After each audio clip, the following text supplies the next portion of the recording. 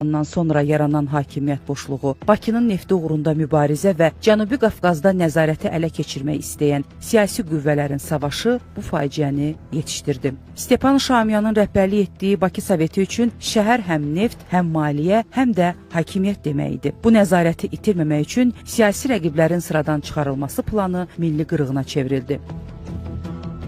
Erməni hərbi birləşmələrin başçıları olan Hamazas, Lalayan, Andranik və digərləri yerli əhalinin silahsız olmasından istifadə edərək kütləvi soyqırımları həyata keçirməklə təkcə Azərbaycanda siyasi hakimiyyəti ələ almaq yox, həmçinin dənizdən dənizə böyük Ermənistan siyasətini yeritməyə çalışırdılar. Bildirmək istərdim ki, Sovet tarixşünaslığında Mars soyqırımı sinfi mübarizə kimi qələmə verilmiş və bu soyqırımda daha çox bəyləri və mülkədarları günahlandırmışlar.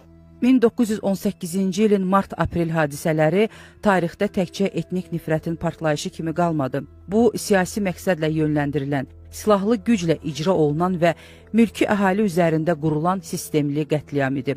Mənbələrdə rəqəmlər fərqli göstərilsə də, dəyişməyən həqiqət budur. Minlərlə Azərbaycanlı yalnız kimliyinə görə öldürüldü. Şamaxıda kəndlər boşaldıldı, Qubada kütləvi məzarlıqlar yarandı, Zəngəzur və Qarabağda yaşayış məntəqələri xilaskar oldu. Sovet hakimiyyəti dövründə bu həqiqətlərin üstü örtüldü. Hadisələrin əsl mahiyyəti gizlədildi. Xalqın qan yaddaşını susturmağa çalışdılar. Ancaq yaddaş susmadı.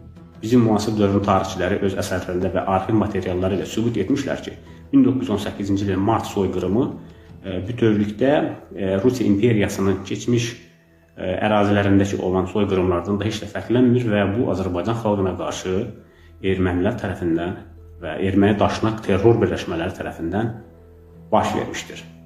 Odur ki, mart soyqırımının siyasi qiyməti məhz Azərbaycan müstəqilliyini əldə etdikdən sonra demək olar ki, araşdırılmış və özünün hüquqi siyasi qiymətini almışdır. Azərbaycan müstəqilliyini bərpa etdikdən sonra bu faciələrə obyektiv baxmaq, arxivləri açmaq, sənədləri toplamaq, unudulmuş həqiqətləri üzə çıxarmaq imkanı yarandı. Azərbaycan Xalq Cümhuriyyəti dövründə yaradılmış Fövqəladə İstintaq Komissiyasının materialları, sonrakı araşdırmalar, şahid ifadələri və arxiv sənədləri göstərdi ki, 1918-ci ilin mart-aprel qırğınları təkcə Bakıda yox, çox geniş coğrafiyada həyata keçirilib. Bu hadisələrə dövlət səviyyəsində siyasi hüquqi qiymət isə daha sonra verildi. Ulu Öndər Heydər Əliyevin 1998-ci il 26 mart tarixli Azərbaycanlıların soyqırımı haqqında fərmanı 31 mart faciəsinin tarixi və siyasi mahiyyətini